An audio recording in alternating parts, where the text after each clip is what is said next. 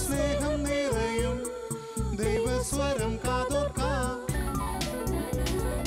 ആശ്വാസം നേടാം, ഹൃത്തിനുള്ളിൽ ജീവൻ നൽകും വചനം, തിരുവചനം.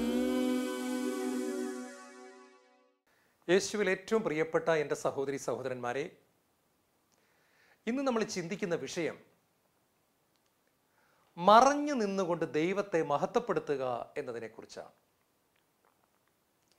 ഈ ലോകത്തിലേക്ക് നമ്മൾ കണ്ണോടിക്കുമ്പോൾ കാണാൻ പറ്റുന്നൊരു കാര്യം, ഏത് വിധത്തിലും മനുഷ്യരുടെ മുൻപിൽ ഉയർത്തപ്പെടുവാൻ മറ്റു മനുഷ്യർ കാണിക്കുന്ന ഒരു വെപ്രാളം, അല്ലെങ്കിൽ അതിനുവേണ്ടി കാട്ടിക്കൂട്ടുന്ന ഓരോ കാര്യങ്ങൾ, ഇതിൻ്റെ മധ്യത്തിൽ ദൈവത്തിൻ്റെ വചനം നമ്മളോട് പറയുന്നു, മറഞ്ഞു നിന്നുകൊണ്ട് ദൈവത്തെ മഹത്വപ്പെടുത്തുക. ബൈബിള് വായിക്കുമ്പോൾ നമ്മളെ അത്ഭുതപ്പെടുത്തുന്ന ഒരുപാട് കാര്യങ്ങളുണ്ട്. അതിൽ ഒരു കാര്യം ഇതാണ്, ചില വ്യക്തികളുടെ പേര് പരിശുദ്ധാത്മാവ് വിട്ടുകളഞ്ഞിരിക്കുക, മനഃപൂർവ്വം വിട്ടുകളഞ്ഞിരിക്കുകയാണ്. പേരറിയാൻ മേലഞ്ഞിട്ടൊന്നുമല്ല, മനഃപൂർവ്വമായിട്ട് ദൈവം അത് വിട്ടുകളഞ്ഞിരിക്കുകയാണ്. നമ്മൾ അങ്ങനെ പേരില്ലാതെ ദൈവത്തെ മഹത്വപ്പെടുത്തിയ ചില വ്യക്തികളുടെ ജീവിതത്തിലൂടെ നമ്മൾ കടന്നു പോകുന്നു. കർത്താവ് തരുന്ന സന്ദേശം നമ്മൾ ശ്രദ്ധിക്കണം. ഒന്നാമതായിട്ട്, കിഴക്ക് നിന്ന് ഉണ്ണി യേശുവിനെ കാണാൻ വന്ന 3 ജ്ഞാനികൾ. നമ്മൾ പാരമ്പര്യങ്ങളിലൊക്കെ അവരുടെ പേര് പറയുന്നുണ്ട്, അതവിടെ നിൽക്കട്ടെ. പക്ഷേ ദൈവവചനത്തിൽ അവരുടെ പേര് പറയുന്നില്ല. യേശുവിനെ കാണാൻ കിഴക്ക് നിന്നും 3 ജ്ഞാനികൾ വന്നു. അവർ സ്വർണവും മീറയും കുന്തിരിക്കവും കാഴ്ചവെച്ചു. അവർ മറിയത്തോടുകൂടി യേശുവിനെ കാണുകയും അവനെ കുമ്പിട്ട് ആരാധിക്കുകയും ചെയ്തു എന്ന് പറഞ്ഞിരിക്കുന്നു. പ്രിയപ്പെട്ടവരെ, ഒരു നക്ഷത്രത്തിൻ്റെ പിന്നാലെ കടന്നു വന്ന് യേശുക്രിസ്തുവിനെ അനുഭവിച്ചറിഞ്ഞ് യേശുക്രിസ്തുവിനെ തൊട്ട് അവൻ്റെ പാദങ്ങളിൽ ചുംബിച്ച് ആരാധിച്ച് യേശുവിനെ കാഴ്ചയർപ്പിച്ച് കടന്നുപോയ ഈ 3 പേരുടെ പേര് ബൈബിളിൽ ഇല്ല. അറിയപ്പെടാത്ത 3 പേർ, നമുക്കൊരു കൈയടി കൊടുക്കാൻ പോലും പറ്റാത്ത വണ്ണം പേര് രേഖപ്പെടുത്താതെ മറഞ്ഞു നിൽക്കുന്നവർ. ഇതുപോലെ നമുക്ക് ദൈവത്തെ സ്നേഹിക്കാൻ പറ്റുമോ? ഇതുപോലെ നമുക്ക് കർത്താവിനെ തേടാൻ പറ്റുമോ? പ്രിയപ്പെട്ടവരെ, നമുക്ക് എന്തെങ്കിലും ഒരു ആത്മീയ അനുഭവം ഉണ്ടായാൽ അത് 10 പേരുടെ പക്കൽ വിളിച്ചു പറഞ്ഞില്ലെങ്കിൽ നമുക്ക് ഉറക്കം വരാത്ത ഒരു കാലഘട്ടത്തിലാണ് നമ്മൾ ജീവിക്കുന്നത്. നമ്മിലൂടെ എന്തെങ്കിലും ഒരു അത്ഭുതം ദൈവം ചെയ്താൽ അത് ആരെങ്കിലും അറിഞ്ഞില്ലെങ്കിൽ നമുക്ക് ആകപ്പാട് ബുദ്ധിമുട്ടാണ്. കാരണം നമ്മളെന്ന് പറയുന്ന വ്യക്തിയെ ദൈവം കരങ്ങളിലെടുത്ത് ഉപയോഗിച്ചിരിക്കുന്നു. നമ്മൾ അത്രയ്ക്കും പ്രിയപ്പെട്ടൊരു വ്യക്തിയാണ്, ഇതെല്ലാവരും അറിയണം. പക്ഷെ നമ്മൾ ശ്രദ്ധിക്കുക, ഒന്നും ആരോടും വിളിച്ചു പറയാതെ മറഞ്ഞു നിന്ന് കടന്നുപോയ മനുഷ്യരുണ്ട്. നമ്മളത് മറന്നു പോകരുത്. അങ്ങനെ 3 പേർ എത്രയോ വർഷങ്ങളായി അവർ ദൈവത്തെ തേടി. കിഴക്ക് ദേശത്ത് അവർ ദൈവത്തെ തേടിയവരാണ്. ദൈവമേ, നീ ആരാണ് എന്ന് ചോദിച്ചുകൊണ്ട് ദൈവത്തെ അന്വേഷിച്ചവരാണ്. ഭാരതത്തിലെ മഹർഷിമാർ ദൈവത്തെ തേടിക്കൊണ്ട് പ്രാർത്ഥിച്ചിരുന്നു. കാടുകളിലും ഗുഹകളിലും പോയി ദൈവത്തെ കാണാൻ ആഗ്രഹിച്ചിരുന്നു എന്ന് നമുക്കറിയാം. ദൈവം മനുഷ്യനായി വെളിപ്പെട്ടത് യേശുക്രിസ്തുവിലൂടെയാണ്. അതിനു മുമ്പ് ദൈവം ശരിക്കും അരൂപി മാത്രമാണ്, കാണാൻ പറ്റത്തില്ല. അപ്പം ഈ സമയത്ത് സൃഷ്ട വസ്തുക്കളിലൂടെ മാത്രമേ ദൈവമുണ്ട് എന്ന് മനുഷ്യന് മനസ്സിലാവുന്നുള്ളൂ. കിളികളെയും ഈ പ്രപഞ്ചത്തെയും ഇവിടുത്തെ സസ്യങ്ങളെയും ഒക്കെ സൃഷ്ടിച്ച ഒരു ദൈവമുണ്ടെന്ന് എല്ലാവർക്കും അറിയാം. പക്ഷെ ആരാണ് ഈ ദൈവം? ഈ ദൈവത്തിൻ്റെ സ്വരം എങ്ങനെ കേൾക്കും? ഈ ദൈവത്തെ എങ്ങനെയൊന്ന് അനുഭവിച്ചറിയും? അങ്ങനെ കിഴക്ക് ദേശത്ത് 3 പേർ ദൈവത്തെ തേടിക്കൊണ്ടിരുന്നവർ സ്നേഹിതരായിരുന്നു കാണും. അവർ ഒരുമിച്ച് കൂടിയിരുന്നപ്പോൾ ദൈവിക കാര്യങ്ങൾ ചർച്ച ചെയ്ത് കാണും. ചിലപ്പോൾ അവർ ഒരുമിച്ച് കൈകോർത്ത് പിടിച്ച് പ്രാർത്ഥിച്ചു കാണും. അനേകം വർഷങ്ങളായി അവർ ദൈവത്തെ തേടിക്കാണും. പൂർണ്ണ ഹൃദയത്തോടെ ദൈവത്തെ അവർ തേടിക്കാണും. ആ തേടലിൻ്റെ ഇടയിൽ അവർക്ക് ഒരു കാര്യം വെളിപ്പെട്ട് കിട്ടുകയാണ്, ദൈവം മനുഷ്യനായി ജനിക്കാൻ പോകുന്നു. പ്രിയപ്പെട്ടവരെ, യാത്ര വളരെ മുൻപ് തന്നെ അവർ ആരംഭിച്ചിരിക്കണം. കാരണം അന്നത്തെ കാലത്ത് ഫ്ലൈറ്റ് ഇല്ല, കപ്പലില്ല. കപ്പലുണ്ട്, പക്ഷേ അവർ തീർച്ചയായിട്ടും കപ്പലിൽ യാത്ര ചെയ്യണമെങ്കിൽ തന്നെയും ഒരുപാട് സമയമെടുക്കും. ഫ്ലൈറ്റ് ഇല്ല. അപ്പോൾ ദൈവം തീർച്ചയായിട്ടും അവർക്ക് എന്തോ വെളിപ്പെടുത്തി കൊടുത്തിട്ടുണ്ട്. ഒരു അടയാള നക്ഷത്രത്തിൻ്റെ രൂപത്തിൽ അവർക്ക് കൊടുക്കുകയും ചെയ്യുന്നു. അതിനെ പിഞ്ചെന്ന് കടന്നു വന്ന് അവർ യേശു ക്രിസ്തുവിനെ കാണുകയാണ്. എന്നിട്ട് സ്വർണവും മീറയും കുന്തിരിക്കവും കാഴ്ചവെക്കുന്നു. യേശു രാജാവാണെന്നും യേശു പ്രവാചകനാണെന്നും യേശു രക്ഷകനാണെന്നും എല്ലാം തിരിച്ചറിഞ്ഞതിൻ്റെ അടയാളം ഈ സ്വർണത്തിലും മീറയിലും കുന്തിരിക്കത്തിലും കാണാനായിട്ട് സാധിക്കുന്നു. യേശുവിനെയും കൊണ്ട് പരിശുദ്ധ അമ്മയും ഔസേപ്പിതാവും ഈജിപ്തിലേക്ക് ഓടുമ്പോൾ ഒരു ഫോറിൻ കൺട്രി, ഒരു വിദേശ രാജ്യത്തേക്കാണ് അവർ പോകുന്നത്. അവിടെ അനേക നാളുകൾ ജീവിക്കുകയാണ്. എങ്ങനെയാണ് അവരവിടെ ജീവിച്ചത്? ഞാൻ ഉറപ്പായിട്ട് വിശ്വസിക്കുന്നു, ഈ 3 പേര് കൊടുത്ത സ്വർണം, ഇതിലൊരാൾ കൊടുത്ത സ്വർണം, അത് അവർക്ക് സമ്പത്തായി തീരുകയായിരുന്നു. അത് വെച്ചാണ് അവർ ജീവിച്ചെന്നാണ് പറയപ്പെടുന്നത്. ഇപ്പോൾ പ്രിയപ്പെട്ടവരെ, ഇത്രയും കാര്യങ്ങൾ ചെയ്തിട്ടും, സ്വർഗമയച്ച ഒരു നക്ഷത്രത്തെ കണ്ടിട്ടും, യേശു ക്രിസ്തുവിനെ കണ്ണുകൊണ്ട് കണ്ട് തൊട്ട് കൈകൊണ്ട് തൊട്ട് ആരാധിച്ചിട്ടും, യേശുവിന് വളരെ വിലപിടിപ്പുള്ളതും അർത്ഥപൂർണമായ കാഴ്ചകൾ കൊടുത്തിട്ടും ഇവരുടെ പേര് പറയുന്നില്ല. നമുക്കൊരു പാഠമാണ്. മറഞ്ഞു നിന്നുകൊണ്ട് ദൈവത്തെ ആരാധിക്കാനും മറഞ്ഞു നിന്നുകൊണ്ട് ദൈവത്തിന് വേണ്ടി പ്രവർത്തിക്കാനും നമുക്ക് സാധിക്കുമോ? നമുക്ക് മനുഷ്യരുടെ കൈയടി കിട്ടിയില്ലെങ്കിലും ഒരു കൈ ചെയ്യുന്നത് മറ്റ് കൈ അറിയാത്ത വിധത്തിൽ കർത്താവിന് വേണ്ടി പ്രവർത്തിക്കാനായിട്ട് സാധിക്കുമോ? ലോകം മുഴുവൻ അറിയപ്പെടാത്തൊരു വ്യക്തിയായിരുന്നു കൊണ്ട് യേശു ക്രിസ്തുവിനെ നമുക്ക് മഹത്വപ്പെടുത്താനായിട്ട് പറ്റുമോ? പ്രിയപ്പെട്ടവരെ, ചോദ്യം ഇതാണ്. ദൈവം നമ്മളെ വിളിക്കുകയാണ്. അംഗീകാരത്തിൻ്റെയും കയ്യടിയുടെയും ആൾക്കൂട്ടത്തിൻ്റെയും ബഹളങ്ങളുടെയും സിനിമാ താരങ്ങളെപ്പോലെ ശുശ്രൂഷകരെ ഇന്ന് ക്രിസ്തീയ ലോകം ഇടയ്ക്കെങ്കിലുമൊക്കെ കാണുന്ന അപകടകരമായ ഒരു അവസ്ഥ ഉള്ളതിൻ്റെ ഇടയിലും അൽഫോൻസാമ്മയുടെ വാക്കുകൾ നമ്മുടെ ചെവികളിൽ മുഴങ്ങുകയാണ്. അറിയപ്പെടാതിരിക്കാൻ കൃപ തരണമേ, മറഞ്ഞിരിക്കാൻ കൃപ തരണമേ നാഥ, ക്രൂശിൻ്റെ പുറകിൽ ഒളിച്ചിരിക്കാൻ കൃപ തരണമേ, മനുഷ്യൻ്റെ കയ്യടിയെ വെറുക്കാൻ കൃപ തരണമേ, മനുഷ്യ പ്രശംസയ്ക്ക് പിന്നാലെ ഓടാതിരിക്കുവാൻ കൃപ തരണമേ നാഥ. അൽഫോൻസാമ്മയുടെ പ്രാർത്ഥന എത്ര മനോഹരമാണ്.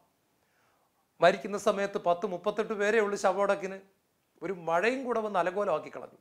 പക്ഷെ പ്രിയപ്പെട്ടവരെ, മരിച്ച് കഴിഞ്ഞതിന് ശേഷം ദൈവത്തിൻ്റെ പരിപാടി ആരംഭിച്ചു.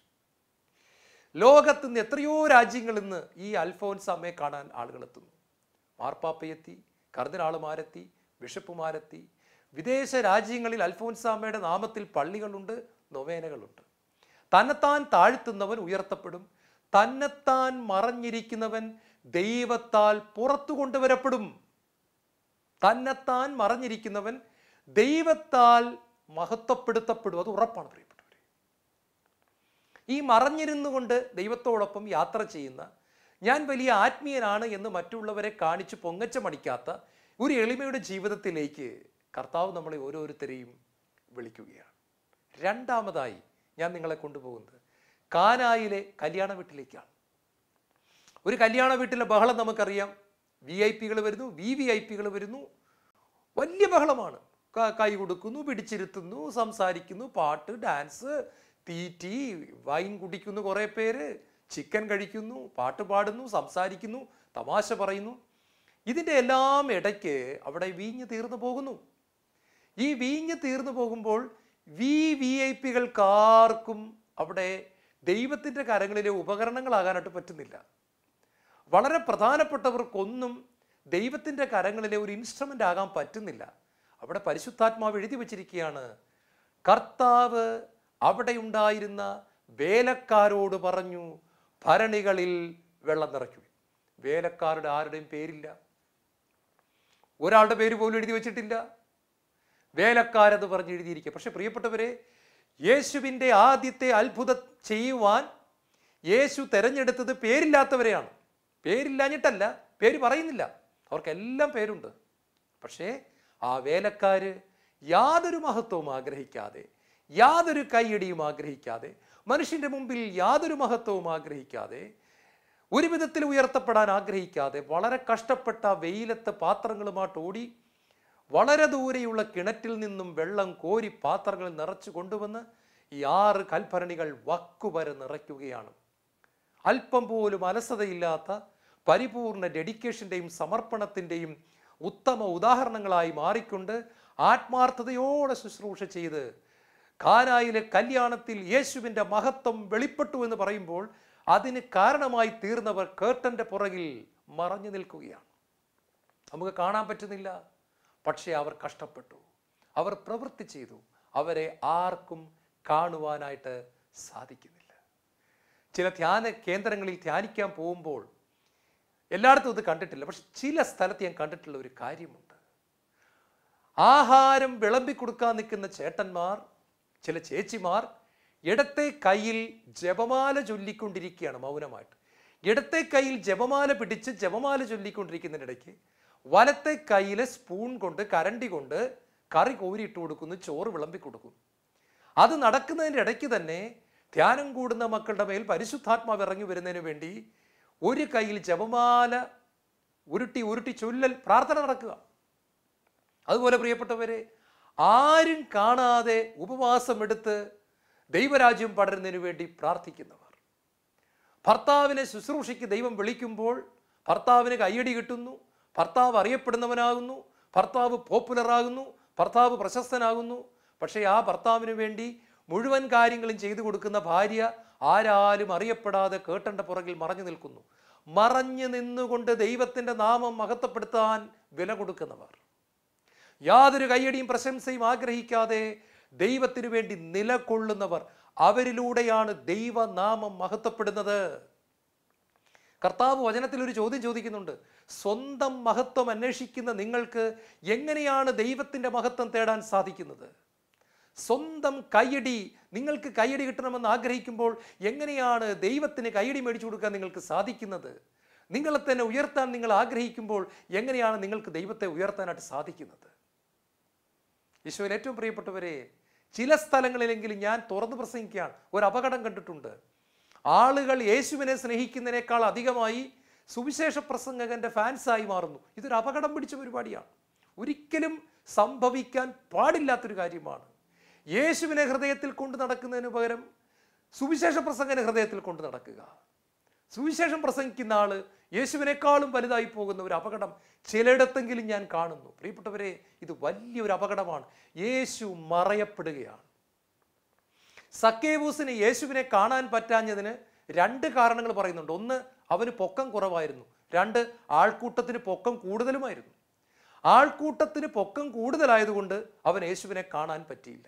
അവന് പൊക്കം കുറവായിരുന്നത് കൊണ്ടും യേശുവിനെ കാണാൻ പറ്റിയില്ല. അപ്പോൾ പാപത്തിൽ ജീവിക്കുന്ന ചില വ്യക്തികൾക്ക് യഥാർത്ഥ യേശുവിനെ കാണാൻ പറ്റാത്തതിൻ്റെ കാരണം നമ്മളാണോ? സുവിശേഷം പറയുന്ന വ്യക്തി ആകരുതെന്നാണ് കർത്താവ് പറയുന്നത്.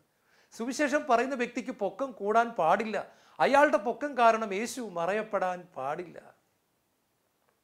പൗലോസ്ലീഹായിൽ എനിക്ക് വളരെ ഇഷ്ടപ്പെട്ടൊരു കാര്യമുണ്ട്. അദ്ദേഹം കൊറിന്തോസ്യർക്ക് എഴുതിയ 2-ാം ലേഖനം എഴുതുന്ന സമയത്ത് ഇപ്രകാരം എഴുതുന്നു: കർത്താവിൻ്റെ ദർശനങ്ങളിലേക്കും വെളിപാടുകളിലേക്കും ഇനി ഞാൻ കടക്കട്ടെ. 14 വർഷങ്ങൾക്ക് മുൻപ് 3-ാം സ്വർഗം വരെ എടുക്കപ്പെട്ട ഒരു മനുഷ്യനെ യേശു ക്രിസ്തുവിൽ എനിക്കറിയാം.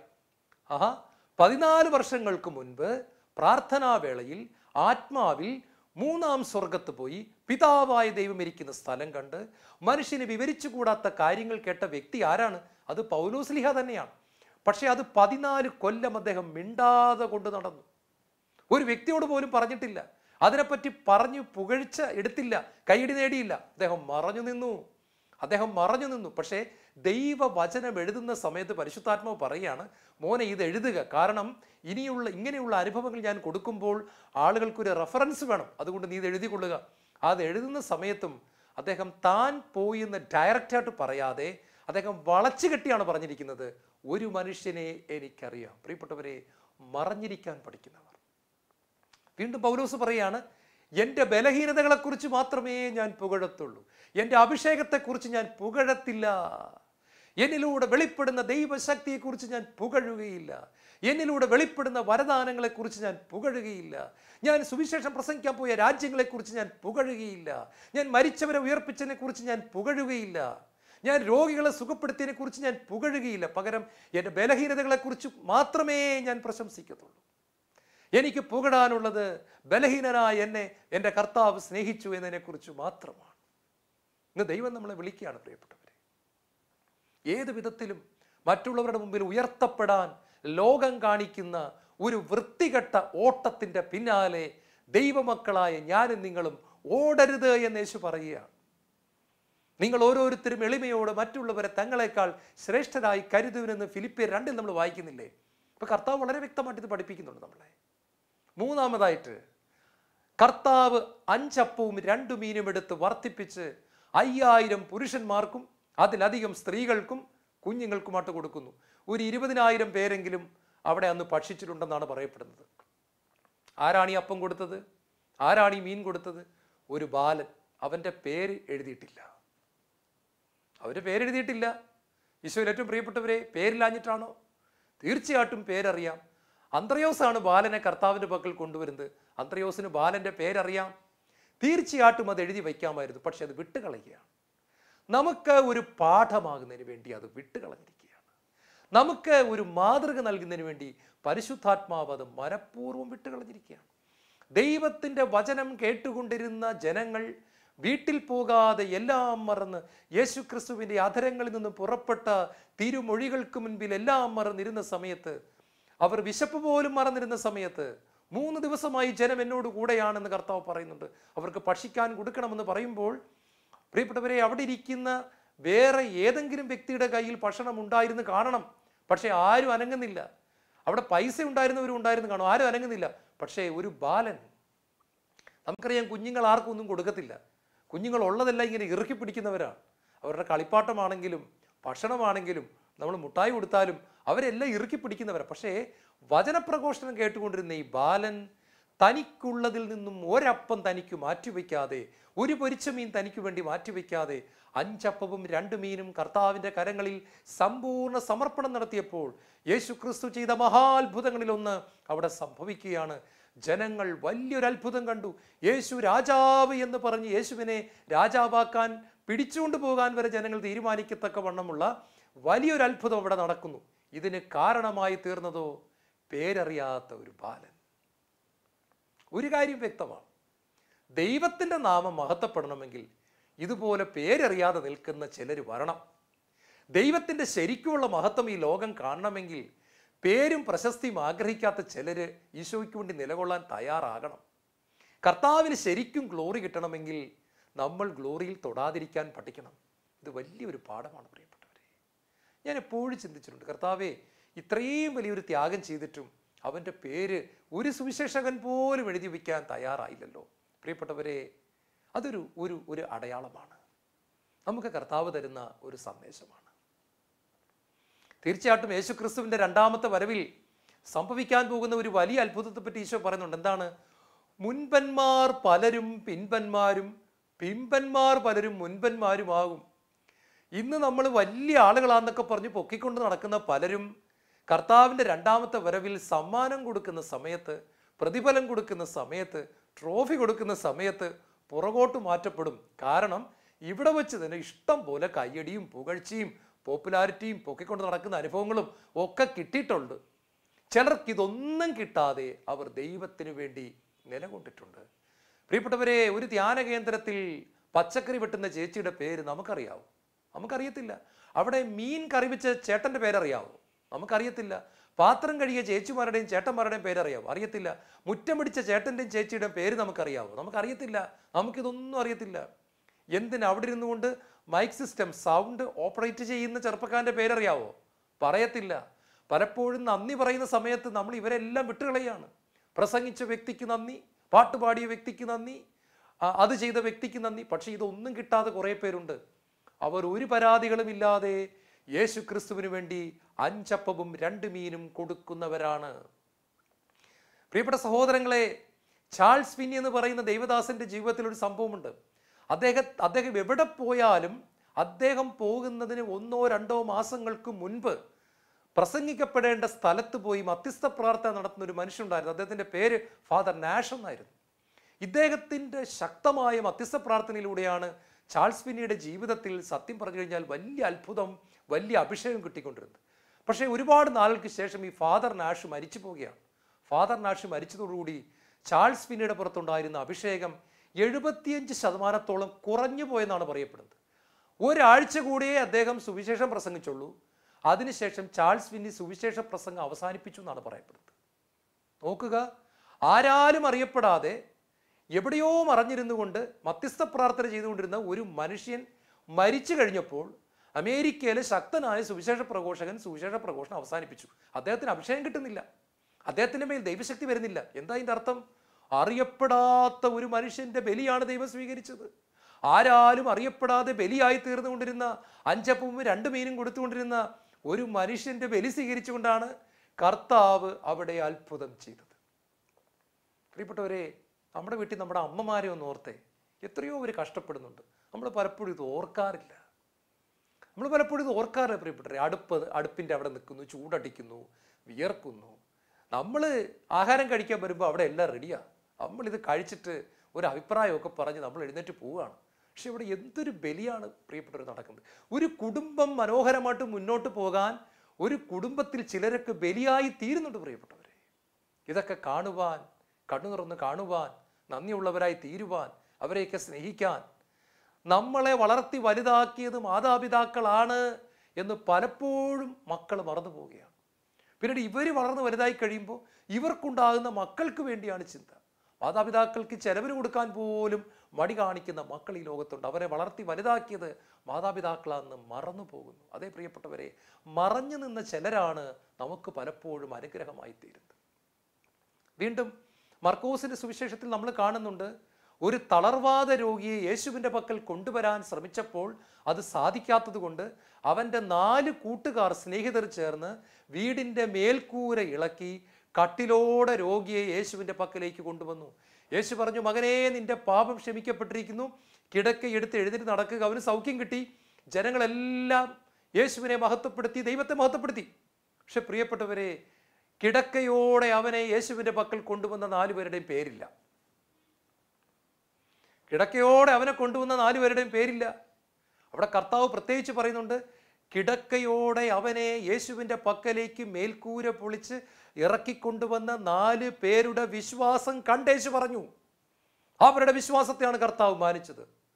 വലിയ ത്യാഗപ്രവൃത്തി ചെയ്തവർ, ദൈവമഹത്വം വെളിപ്പെടാൻ വേണ്ടി വില കൊടുത്തവർ, കഷ്ടപ്പെട്ടവർ, എത്രയോ ദൂരം ഇവനെ കെട്ടിപ്പൊക്കി 4 പേരും കൂടെ ചുമന്നുകൊണ്ടുവന്നു. കഷ്ടപ്പെട്ട് മേൽക്കൂര പൊളിച്ച് താഴേക്ക് ഇറക്കി ത്യാഗപൂർണമായ പ്രവൃത്തി ചെയ്തു. അവൻ എഴുന്നേറ്റ് നടന്നു. യേശുവിന് മഹത്വവും കിട്ടി.